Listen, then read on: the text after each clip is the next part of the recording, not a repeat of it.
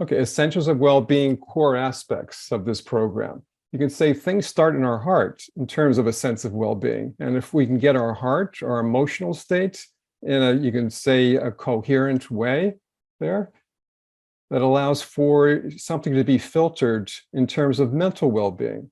And used to be the thought that you think first and then you have a feeling, but actually I see it differently.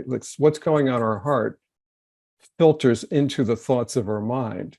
And then if our emotional well-being is in place and our mental well-being is in place, it allows for something to animate through our bodies physically, our physical well-being, but it starts invisibly, you can say, emotionally and mentally.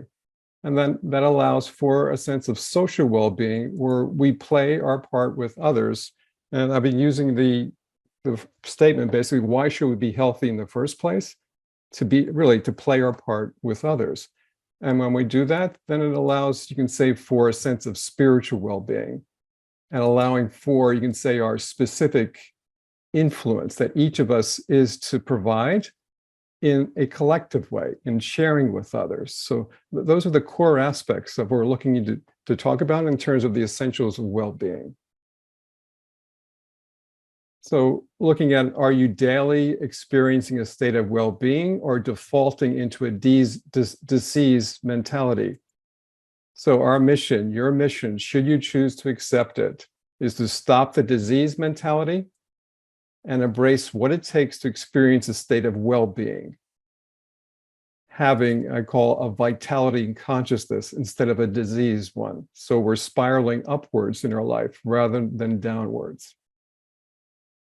So your mission, should you choose to accept it, is to stop the disease mentality and embrace what it takes for an experience of well-being. So contrasting disease mentality, you can say when we eat unconsciously can relate to, feeling not having a sense of well-being. If we're just shoveling food in or eating quickly, being unconscious with that, it plays a part. So these are some examples that I've outlaid here, and then we'll get to see what your examples are. Okay, inability to address stress in a healthy way, not finding engaging in recovery times. So often we might be on the go and we may not take the moment when it arises to breathe. And it's so important to have recovery time for a sense of well-being. Accumulating grievances, things happen to us. Do we add them upon other grievances? Accumulating worries, especially in today's world, and then fixed in thinking, if we're not open to a greater sense of well-being and what it takes.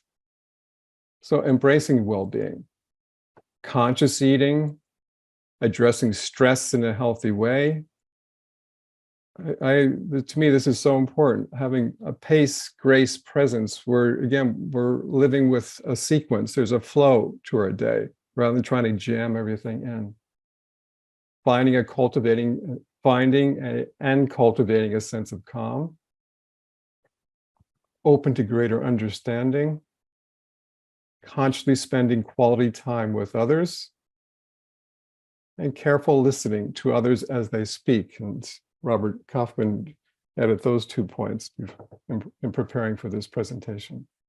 Okay, so these are some things I've listed here, but let's consider individually, personally here now. So let's personally consider. So if you have a piece of paper and something to write with, I want you to consider the next few questions I have for you. And these are for you personally, and just be honest inside of yourself. And they don't need to be shared with anybody else unless you'd like to. So write out your reflections for the following. Subtle ways or not so subtle ways I slide to a disease state. So you can write that question down.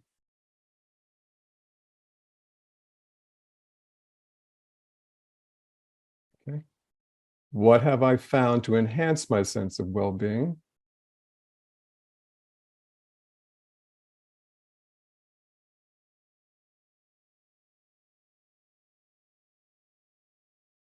And what is the ultimate experience of well-being for me, for you?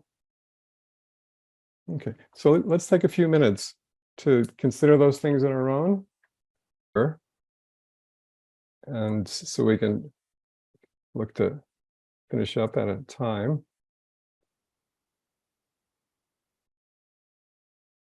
Okay.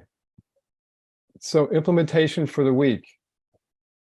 Notice. So let's continue this personally, and then we may want to share on the platform. But notice subtle or not subtle ways you've been defaulting to a disease mentality. So let's continue along these lines of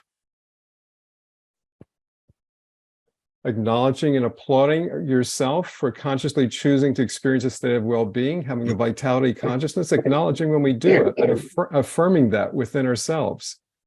And then considering the evolution of what is an ultimate experience of well-being. And Suzanne, you were mentioning about the simplicity of that.